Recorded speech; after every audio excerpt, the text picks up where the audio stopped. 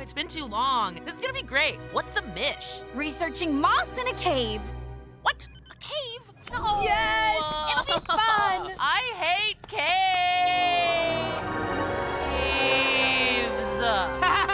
Ugh, stupid cave mission. I feel like I've been in this cave 100 times. Hey Star Trek fans, Dan Gunther here with another Star Trek Lower Decks review, this time for Season 4, Episode 8. The title is simply Caves. Now, as soon as I saw the title for this episode, I kind of had an idea of what I was in store for. We all know the cave episodes of Star Trek, the ones that are filmed on the Planet Hell set during the Berman era of Star Trek. So many times the TNG crew or the DS9 crew or the Voyager crew would find themselves in a cave. And of course, the TV show Enterprise was no stranger to this phenomenon either. Cave after cave after cave, looking exactly the same because it was the same set.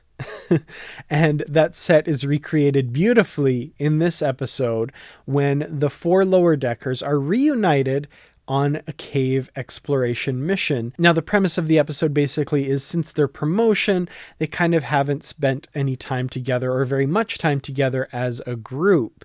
Boimler and Rutherford, of course, are roommates, but generally speaking, the four of them aren't always together anymore because they don't share the bunks in the hallway that we saw in the first few seasons. So this is an opportunity for them to get back together and have an exploration mission together. As the episode goes on, however, we see that there are rifts forming in their friendship. We get stories and flashbacks to previous adventures that the characters have been on, interestingly kind of playing out like a clip show, but with clips that we've never seen before, which is kind of a fun little premise.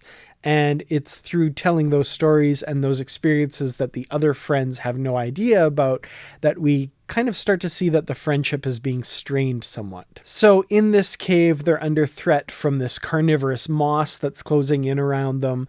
And in order to think of ideas for how to escape, they start talking about, as I said, their previous cave missions. The first one we get is Boimler on a mission with Steve Levy. He's the conspiracy theory guy we've seen in a few other episodes. The one who believes that Wolf 359 was an inside job and the Dominion War didn't really happen, etc., etc. And we can see why he's so annoying. And I love the little bit of commentary in this part of the episode on conspiracy theories in general and the kind of comfort that they give to people who are strong believers in them and the huge amounts of annoyance that it provides to the people around them that don't subscribe to those beliefs. In some cases, the actual dangers of conspiracy theories. Now, the kind of twist in this part of the episode, of course, is that Levy's conspiracy theories about Vendorians turned out to be true and are actually kind of the linchpin to saving him and Boimler from their fate here. So that was kind of fun. But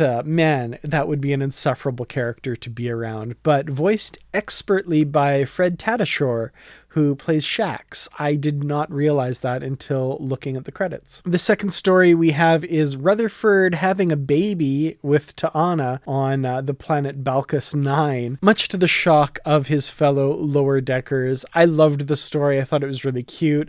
I love Dr. T'Ana, so to get any kind of character development for her, I think is a lot of fun and a much more amusing take on the idea of male pregnancy than the Enterprise episode Unexpected. I really appreciated this story and T'Ana coming around to both children and engineers, apparently, or at least this one child and this one engineer. She says she hates kids and hates engineers, but by the end, she has at least a grudging respect for Rutherford, and that was fun to see. The third story is Mariner leading an away mission with Delta Shift, the hated Delta Shift, on the planet Glish, where she crashes a shuttle into a cave, and they need Pergium to power the shuttle to get systems back online. But there's this weird temporal anomaly, these chronotons that are causing them to age as they get closer to one side of the cave, where of course the Pergium is. Luckily, they find another source of Pergium where there's an effect that makes you grow younger when you get to them, so that works out a little better. But I loved the voice acting in this. I thought that Tawny Newsome did great as the older Mariner. That was a lot of fun.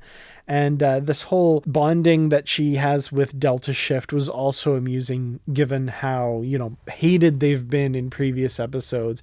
They come to a bit of an understanding, and she realizes maybe why Delta Shift gets kind of short shrift and why they're angry all the time. So that was good. She even chants Delta Shift with them, which of course makes the fellow Beta Shifters, the characters we know and love, a little upset with her. Now, throughout the episode, Tendi has been itching to tell this Turbolift story, which Mariner keeps cutting her off of because that's not a cave story. It's not pertinent to the current situation.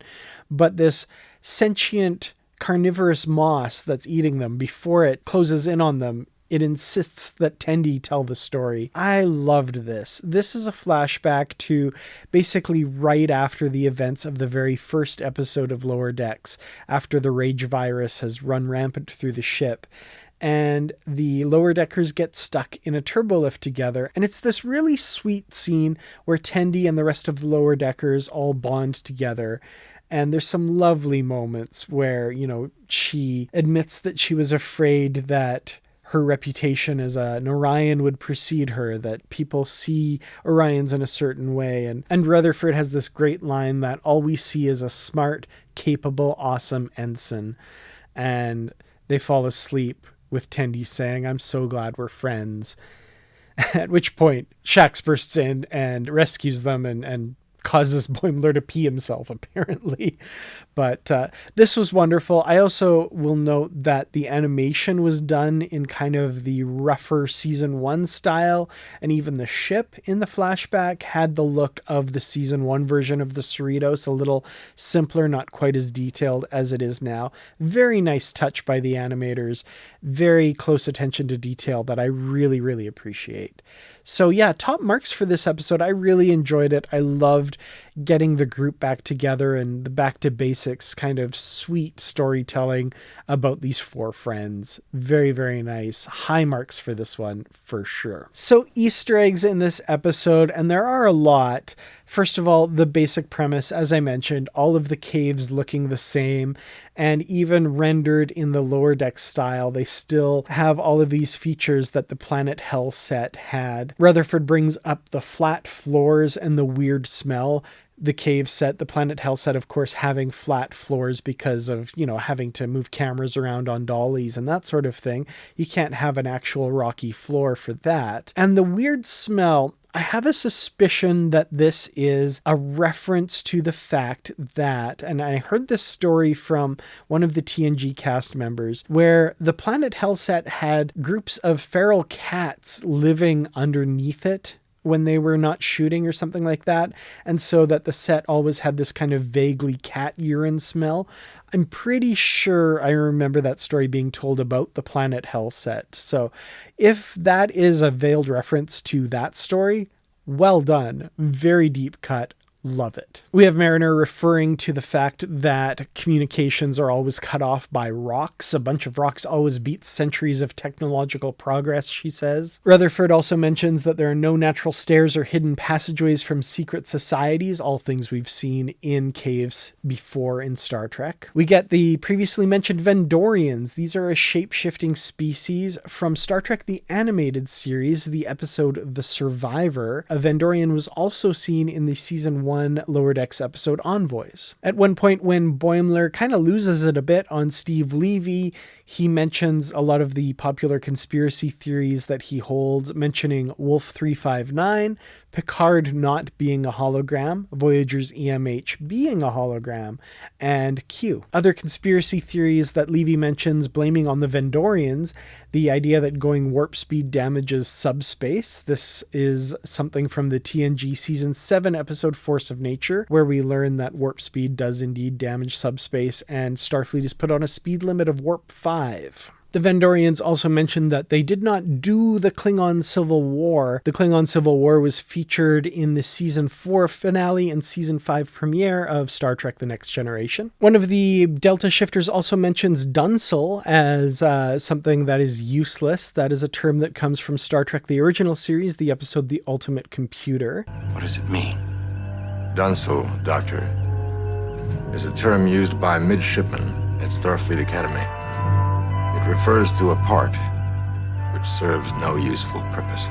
And pergium used to power the shuttle comes from, I believe, the TOS episode The Devil in the Dark. Also, during the flashback to the season 1 post-Rage Virus bit, in addition to the animation looking more like what we see in season 1, we also see Ensign Fletcher in the background from the episode Terminal Provocations. And of course, the remnants of the Rage Virus all over the walls of the Cerritos. Well, those were my thoughts on the episode Caves. What did you think? Let me know in the comments below.